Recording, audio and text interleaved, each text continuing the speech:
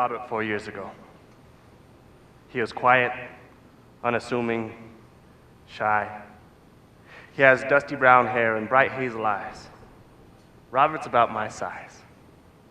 At first, he seemed nervous, but as I got to know him, I realized that's because not everybody gets a window in. The surety of who he is comes across in words. Robert is a prolific writer. I had him tell me once he writes 3,000 words a day. For Robert, words are an escape. Lanil, I met recently, is part of my writing workshop. I pretty much begged him to be a part of it. I was drawn in by his withdrawn presence and the fact that he has art on most visible parts of his body. He's intimidating at first sight. That is until he smiles. When he speaks, the comfort in his voice envelops the room, but he's a quiet type of confident. Lanil speaks with his hands. He's a visual artist. He needs little more than a few colored pencils and a blank page to show you where he's been. The images he creates have graced numerous gallery walls he'll never have the pleasure of seeing, you see.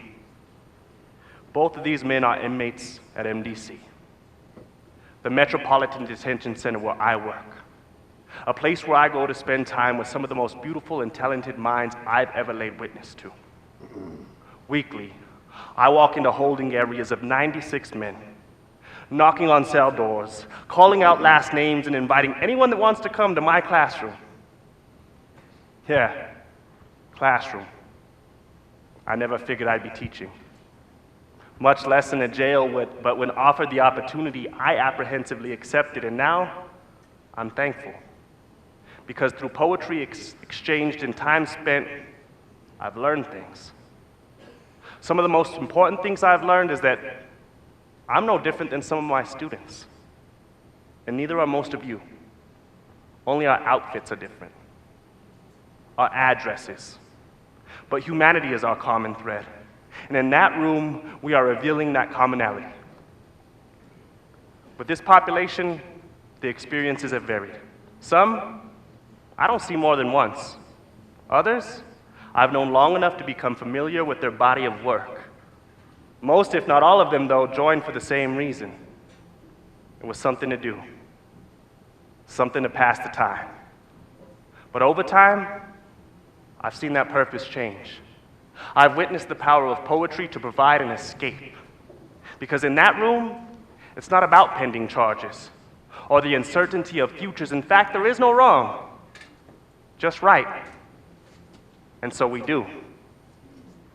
And they share. I never make anyone present. But most, if not all of them, are eager to lend their voice to a circle of men just like themselves. Men who can try to understand, maybe even empathize, but never dismiss. We have discussions about, given these tools now, the second time around when they get out, making better decisions might be possible. What happens then, my friends, is incredible. Poetry begins to connect and mend populations. Art finds its place in a place where over 3,000 people are searching for something. Ever since I've been conducting writing workshops at the Metropolitan Detention Center, I've seen the environment change. Art, education, and access to it are allowing folks to access a place within themselves that at first wasn't possible. We are seeing numerous people transition back to lives on the outs, as they call it. Hell, we're even sending some to college. Ladies and gentlemen, I'm not a scientist. I'm no magician. I can only tell you what I've witnessed. Men writing their lives by way of poetry. Men searching for something. Many of whom will get out and join us again. So what we do with them then, while they're in the system of rehabilitations and corrections, becomes increasingly important.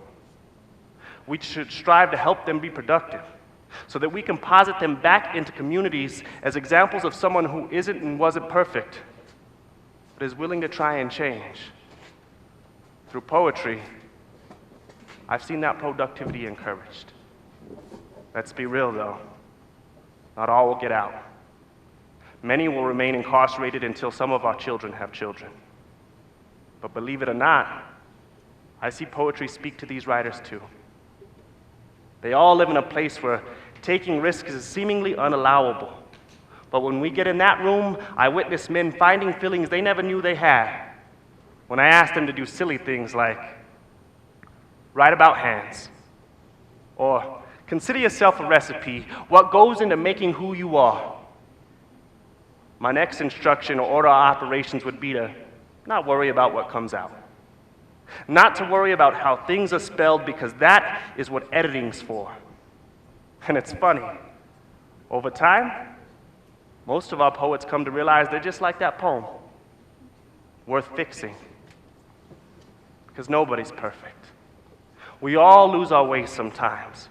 But I believe there is a route back towards positivity and growth, and in that room, poetry is becoming that path. We see each other as poets before skin color, authors before socioeconomic status and otherwise. There is no wrong, just right. I have participants telling me they write poetry now because they figure it'll be a way to connect with their kids when they get out. Participants are forgiving themselves. And others. Remember the prompt about hands?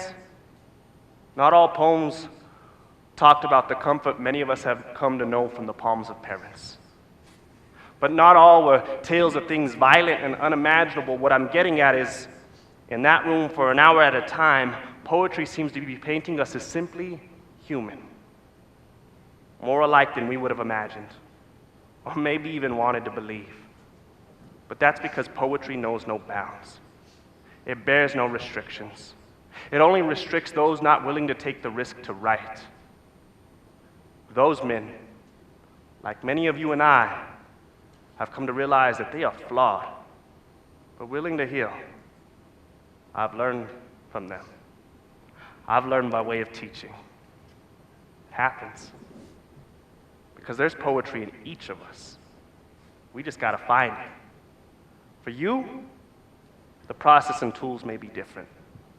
But I believe the journey is something that connects us like letters, one that binds us like books, a journey of healing. So I ask you, if you know someone struggling, somebody lost or alone, grab a pen, pick up a book, offer up a poem. It doesn't need to be stage-worthy. Some of the best poetry comes from simple truths. Stories about loss and pain that if told any other way would be uncomfortable. There is comfort here, an escape. Robert would tell you it takes him 3,000 words a day. Lanil, a few colored pencils and a blank page. I wonder, what is it for you?